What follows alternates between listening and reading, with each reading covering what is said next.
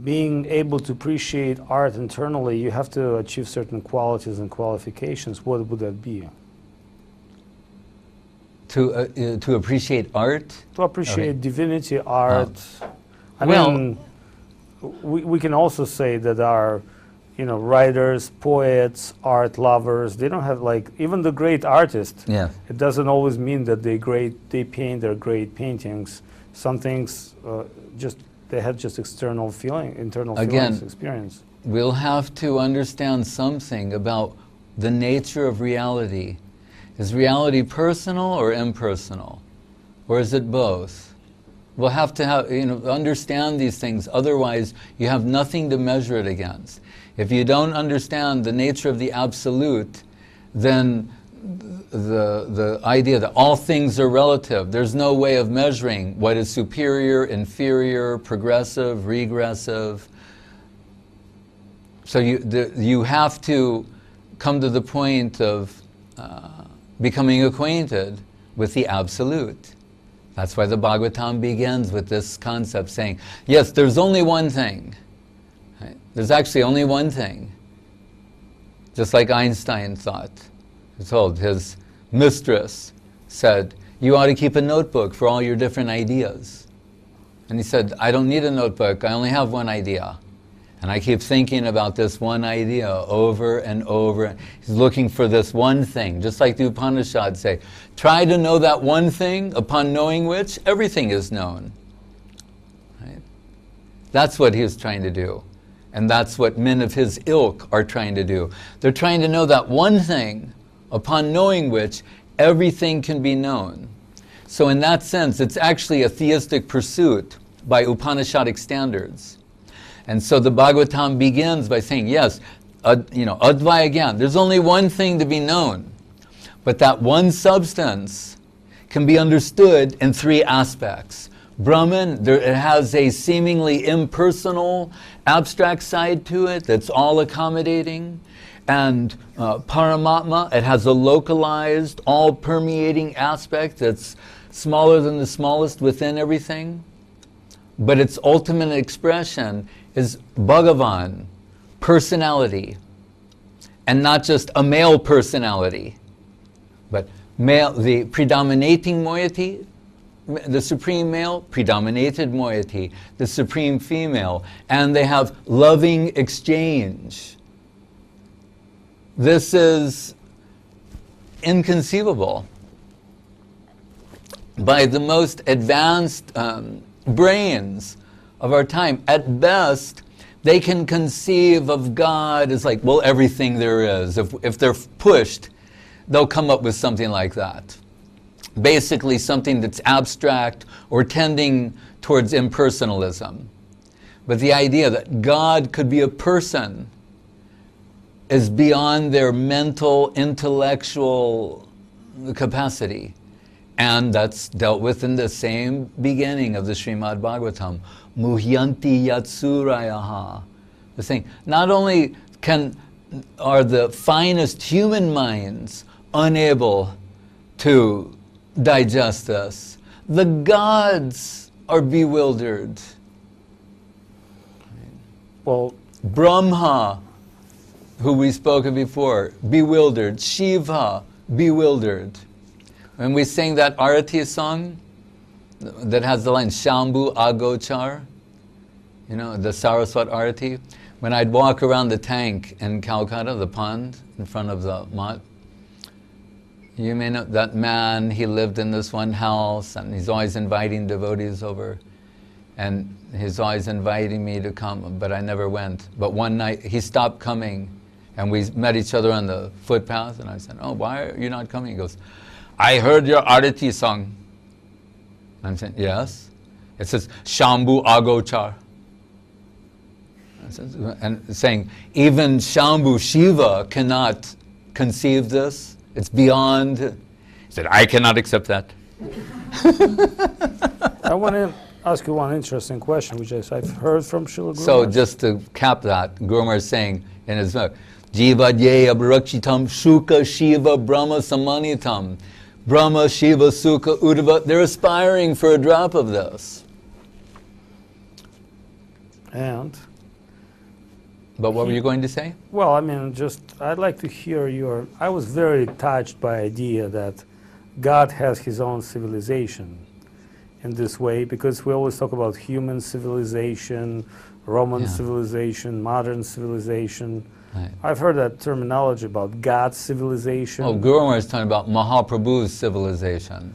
Right. So I'd like to hear your representation of this, like revelation of this term. Well, Kaviraj Goswami said, Krishna Jateka Kela Saratam Nara Lila Nara Bapu Tahara Swarup Gopa Vesh Venukar Navakishore Natabar Nara Lila.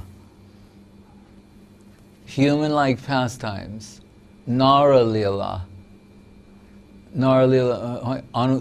These are just perfect for what he wants to do. And because aprakrita lila means it looks like it's mundane, but it's not. So human beings apparently have limitations, right? Sometimes we'll hear things that, they'll say, a flea can jump 1,000 times his height. If a man could jump 1,000 times his height, you'd fill a stadium of people like, all right, he's going to do it. It would be on the internet. He's now going to jump 1,000 times his height. That means he's going to jump 6,000 feet. Or what is it? 2,000 meters. Right? Or they'll say, this type of they can lift 30 times their weight. If a human being could lift 30 times his weight, he would be forbidden to enter the Olympics. They would say, no, the guy has some kind of superhuman power. No one can compete with him. Right? So, but human beings appear to have these limitations, so that the unlimited likes to play in the limited position is something that's very interesting, arouses our curiosity, and is very sweet. Right? As we're told, when gopis in the neighborhood complain about Krishna stealing butter, right? But one thing we'll point out, just as a sidebar, their complaints can be sung. They're songs. They're songs that will liberate you. When the gopis assemble at Mother Yashoda's house and sing their complaints, it's Bande Nanda Brajastrinam Pararenum Abhikshnasa Yashod Harikatod Gitam Punati Bhuvanatrayam. The whole world becomes purified by them complaining about Krishna. And what do they say? They're telling Yashoda how he sneaks into their houses and he's stealing yogurt. And so Yashoda suggests to them, why don't you leave some yogurt out? So you just leave some on the table, and when he comes in, he can take that. And they say, no, it's not that he wants the yogurt so much. You go, then what is it? He likes stealing. Just if we put the yogurt not in it, he likes stealing it, your child. Right? Makanchor. He likes to steal. And so then we'll think, so you mean, Bhoktaram yagya tapasam, ahangi sarva yagyanam bhokta cha prabhureva cha, who owns everything. It makes sense. Who owns everything, including us, what does he like to do? Steal. Right? That gives some joy to him. Why? Because it's enhancing the pleasure on a certain level.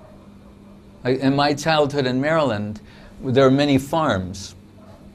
There were apple farms, and they used to have these signs that would say, like, no trespassing, $250 fine, and trespassers can be shot. This is the South, at the end of the 50s, early 60s. And there were all kinds of rumors of the kids about someone who got shot, but the farmer came out with his shotgun.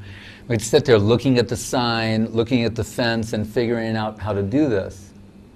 Then once we decided there's no turning back, then we climb over the fence, run over the tree, pull the apples down, climb back over the fence, and then go eat them.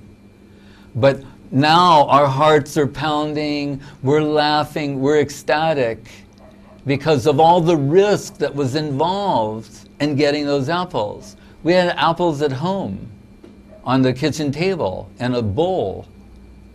But these apples that we got by climbing over the fence, risking being shot, thrown in jail, whatever it was, we thought, oh, these taste sweeter than the ones at home. There's nothing like these apples, right? Oh yeah. How do you like them apples? So, Krishna is a bhav consumer, heart eater, right? He likes the substance of the heart. That's why, like, I read an interesting thing today. Vishwanath Chakrabarti Thakur, he's talking about separation from the gopis, but then he takes it to a very common thing about devotees, and he says, why, when we're chanting the holy name of Krishna, that Krishna doesn't reveal himself to us? He said, because Krishna wants the quality of our Krishna Nam to improve. A very reasonable answer. Yeah, he's like, good, but if I would reveal myself to you with that type, that wouldn't be good. So you could do more. I know your heart is capable of more, because the gopis, they're trying to figure out. They said, there's some people in this world, if you like them, they like you, you respect them, respect you. There's other people who don't really respect anybody or like anyone except themselves. And they describe different positions. They're saying, what kind of person are you? They're asking him. Just that you can do that, you can't do that in any other religion. You can't have that dialogue with God and ask him what kind of a person he is. Only, that's why Chakrabarti Thakur says, the Braja Badu Ja Kalpita, when he say, Aradhya Bhagavan Brajesha Tanayas Tadama Brindavanam Ramya Kachit Braja Badu Bargena Ja Kalpita. And Guru Maharaj translates this very beautifully, because Kalpita can mean imagination. It can also, he translates it as invention. He said, there is no superior way of worshiping God than what was invented by the Braja Gopis. It doesn't say their method of, it says kalpita, what they've imagined. There's nothing superior to their imagination. Some people will say art is all about imagination, so then you can say that there's no superior art to the imagination of Krishna and the Braja Gopis. God also has an imagination. And the infinite can express himself, apparently, through the finite. So anyway, they want to know. So are you one of those people who doesn't care about it? Why are you treating us like this? And the same explanation comes to increase the love and affection in your heart, to take it to a higher, a deeper level, because he's Bhavagrahi Janardana. That's the substance he's addicted to. He's addicted to devotion. Krishna is addicted to the love and affection in the hearts of his devotees. Ahang bhakta pradino hyasvan tantra iva dvija. 9th canto, Ambarish. First canto he said, Swarat, he's independent. We were saying, oh, that means there's nothing you can do. But here he's saying, in the presence of devotion, it's as if I lose my independence. That's how powerful Sri Krishna Karshini Chasa devotion is. That Krishna becomes, in this sense, powerless in the presence of devotion. The Supreme Powerful becomes powerless, or becomes the plaything of the devotee. So the ladies of Vrindavan can say, Gopal, dance. Come on, dance. And Krishna starts dancing for their amusement.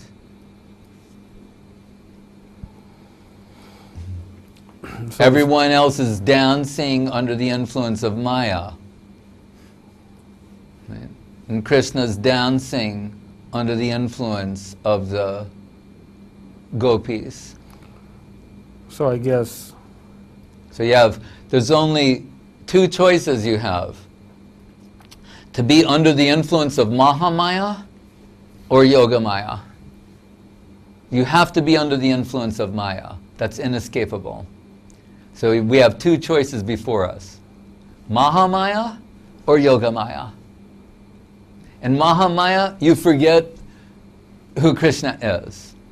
In Yogamaya, you forget who Krishna is. But, so if you're going to forget who Krishna is, better to do the Yogamaya way. Jnana Shunya Bhakti. Vaikuntha means without anxiety. That's the lower hemisphere of the spiritual world. Goloka, filled with anxiety. Full of anxiety. So the sooner we learn to accept anxiety in seva, then you can make a lot of progress in Krishna consciousness. But if we're looking for a position of no anxiety, Vaikuntha, you can go to Vaikuntha. But Das Goswami says you won't get Goloka, you'll be hurled down from, you want a peaceful life, free from anxiety, then you can't live in Goloka Vrindavan, where the gopis are thinking about how soft Krishna's lotus feet are, and then when they might step on a stone or a thorn or something, that's intolerable to them. And the only way they can think is that, like, you say, maybe in the madness of separation from us, you don't feel the pain? Could that be it? actually what you've said, it's revealed in particular devotional literature and stories Yes. and sages. And again, to conclude our talk tonight, we were speaking about art, cinema, visual representation, literature, way to present all these things. So Yes. just conclude where art has a place in all of it. See, we know, even by just a secular study of art, the medium is almost irrelevant. What's important is the artist's concept. So one artist is a master of drawing and anatomically perfect. Another one is giving an impressionistic representation. Someone else is doing mixed media. Someone else is doing... But what's really behind it all? Concept. That the artist has a concept, and they're using the medium for expression. So same thing, it's like Guru was saying, substance and form. If the substance is there, then it can use different forms for expression. But the all-critical point, is it that substance, or is it counterfeit substance? Is it imitation? So is it not the real thing? So that's the critical point. So as I told, by mentioning the Radha Raman deity, or the expression could be very simple, yet very profound and very divine.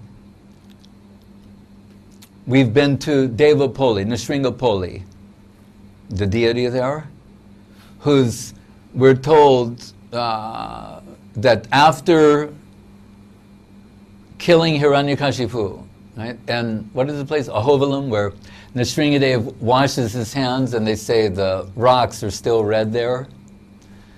Then he's going back to his own abode.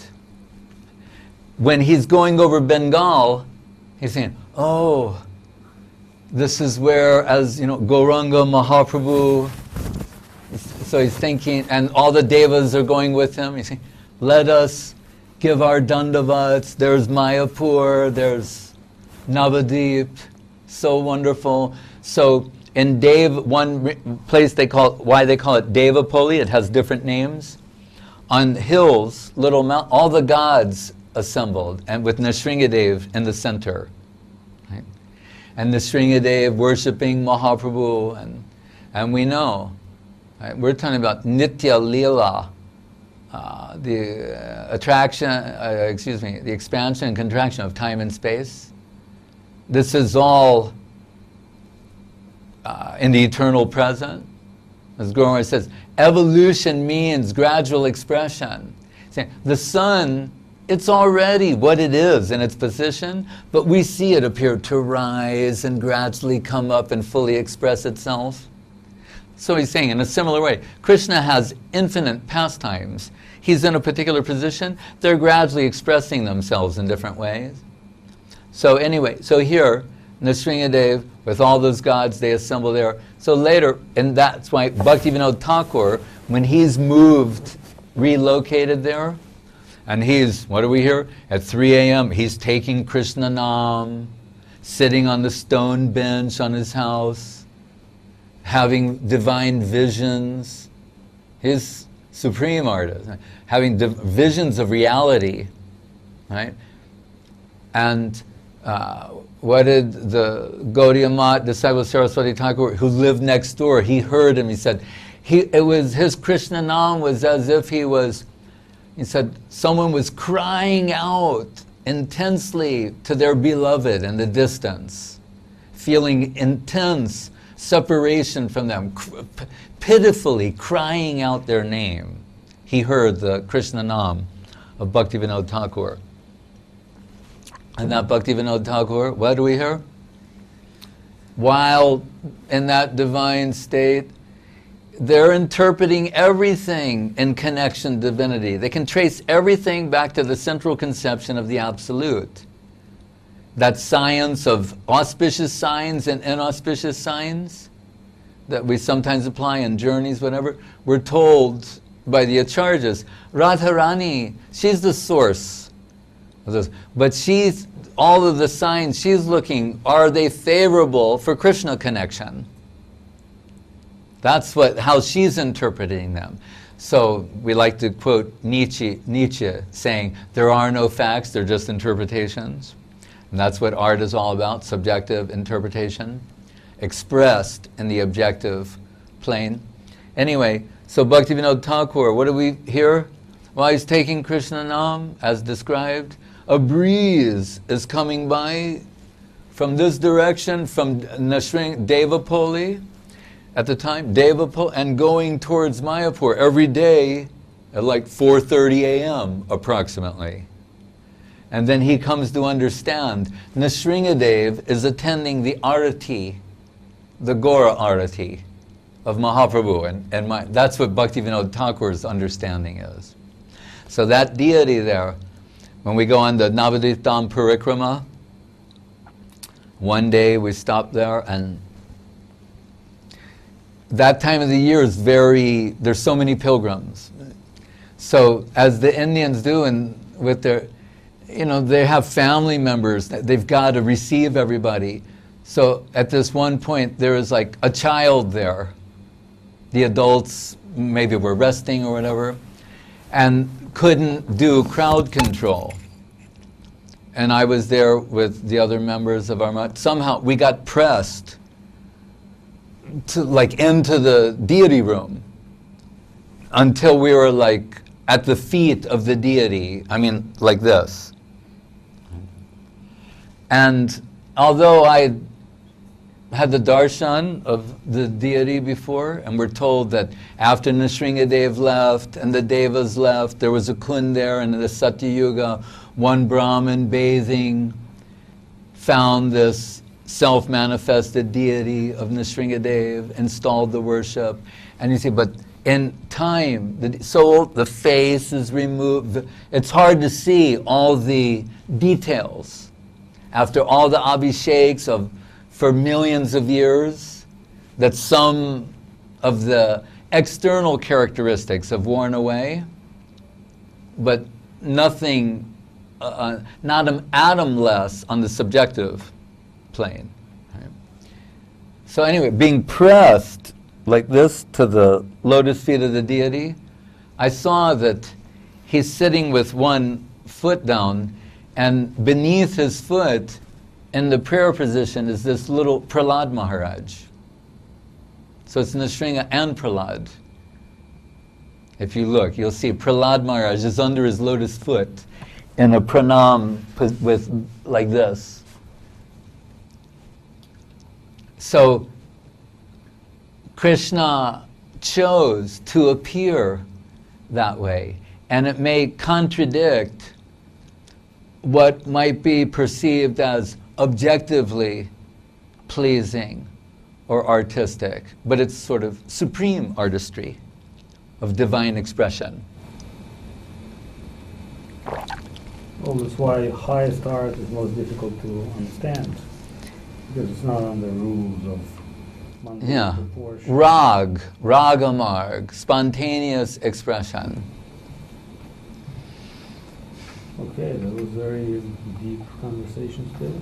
All right. Tomorrow, there are much more questions came out from that.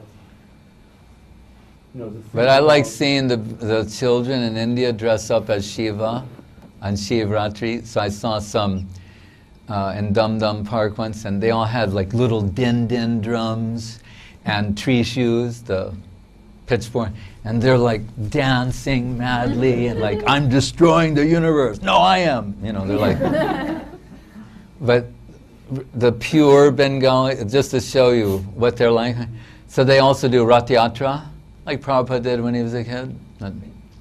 So you'll see, they pull a little chariot of Jagannath to the deities in Dum Dum Park, Guru, Gauranga, Radha, Madan, Mohanju, and then go around the deity, and then they go back home, like the mother's in the back, and And so one little girl is pulling a cart, and I'm trying to encourage. I go, "Oh, Jai Jagannath," and she's, and then she's like, "Wait," and like stopped the cart, and on the back she pulled a little curtain, like pulled out some prasad, gave me some prasad,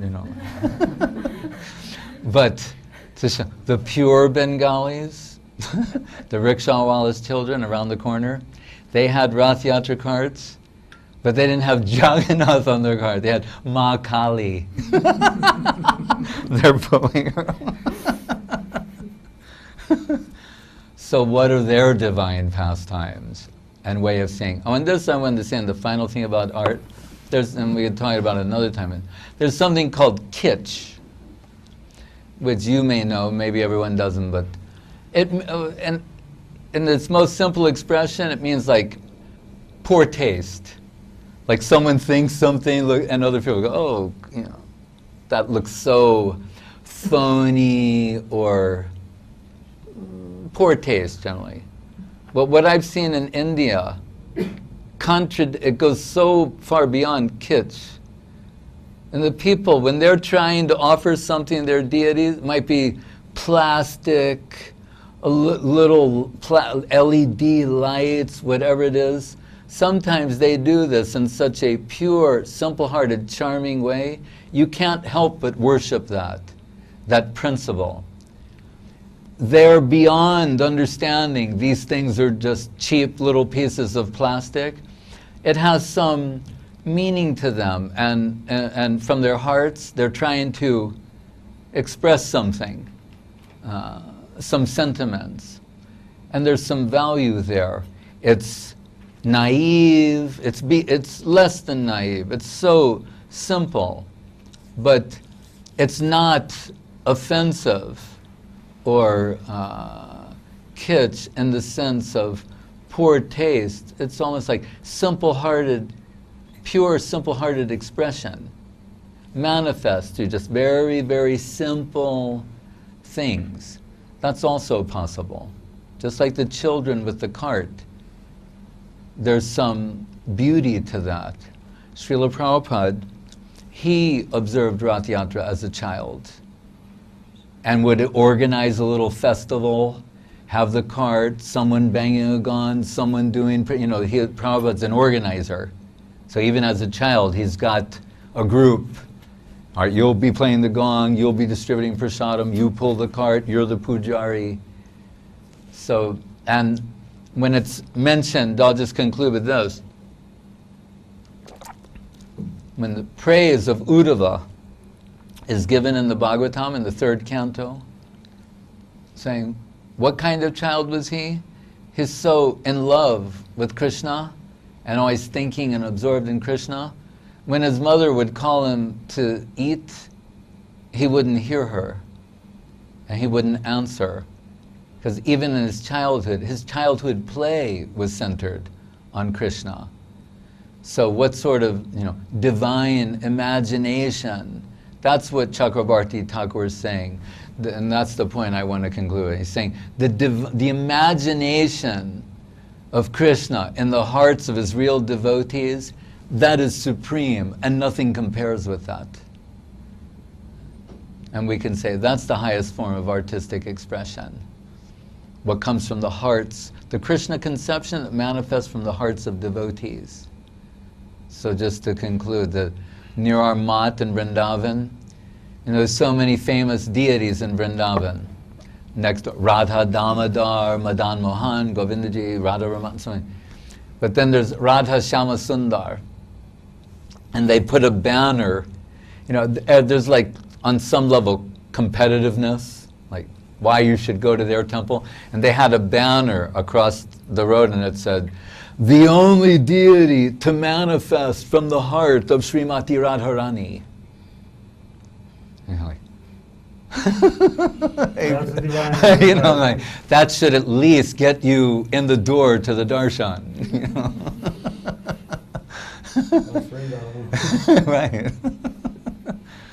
So, there's their Krishna. Radharani and Brajagopis, when they go to Kurukshetra, it's not their Krishna. They only want their Krishna.